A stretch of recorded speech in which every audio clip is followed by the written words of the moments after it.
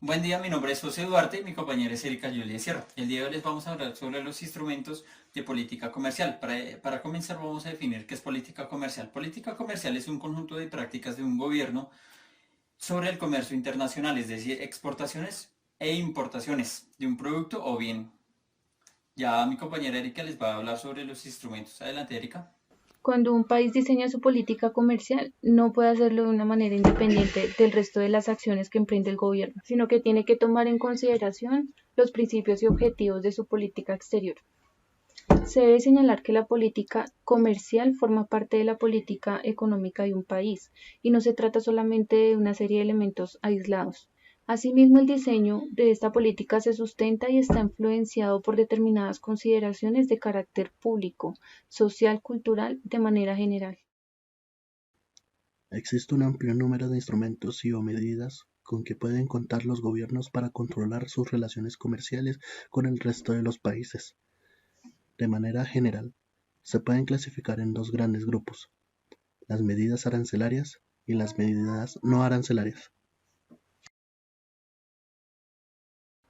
Las medidas arancelarias o barreras persiguen dos objetivos fundamentales, que son proteger las industrias nacionales de la competitividad extranjera y contribuir a incrementar los ingresos fiscales del país. El instrumento que se utiliza para ejercer este tipo de medida es también el arancel. También se conoce como tarifa aduanera, arancel de aduana o derecho de aduana.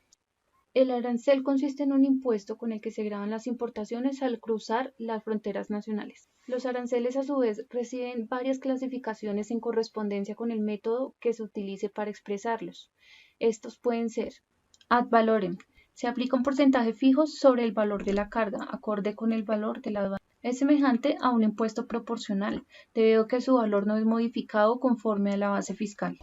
Específicos. Es el impuesto en términos de cargas o recaudaciones monetarias específicas por unidad de producto. Este es aplicado en función a la cantidad de unidades que llegan al país importador y no conforme con el valor o precio de las importaciones. Combinado, también llamado mixto, porque ambos aranceles, el de ad valorem y el específico, son aplicados, es decir, que se cobra cierta cantidad por unidad y un porcentaje fijo por el valor de cada producto. Efectos de los aranceles. Incremento en el recaudo para el Estado. También puede producir un declive en las importaciones de los productos que son sometidos a este tipo de impuesto. También el aumento del costo del producto sometido al arancel, lo que incide de manera negativa sobre el consumidor. Y también pues el aumento de la producción nacional de los productos y bienes sometidos al impuesto con la finalidad de evitar cargas aplicadas a los productos impactados. Considerando que existe una gran cantidad y variedad de las barreras no arancelarias, pasaremos a enumerar las que más se utilizan en la actualidad para regular las relaciones comerciales en el exterior. Contingentes o cuotas a la importación.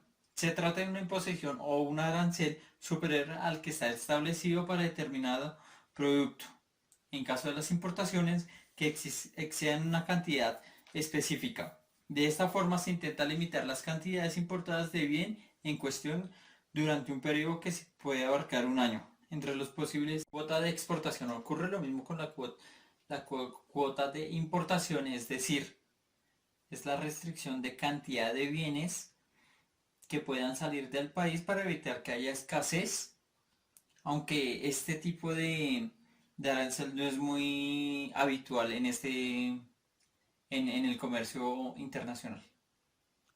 Medidas monopolísticas. Esta relación con mecanismos oficiales que crean una especie de monopolio al otorgar derechos exclusivos a un agente o grupo de agentes económicos en particular.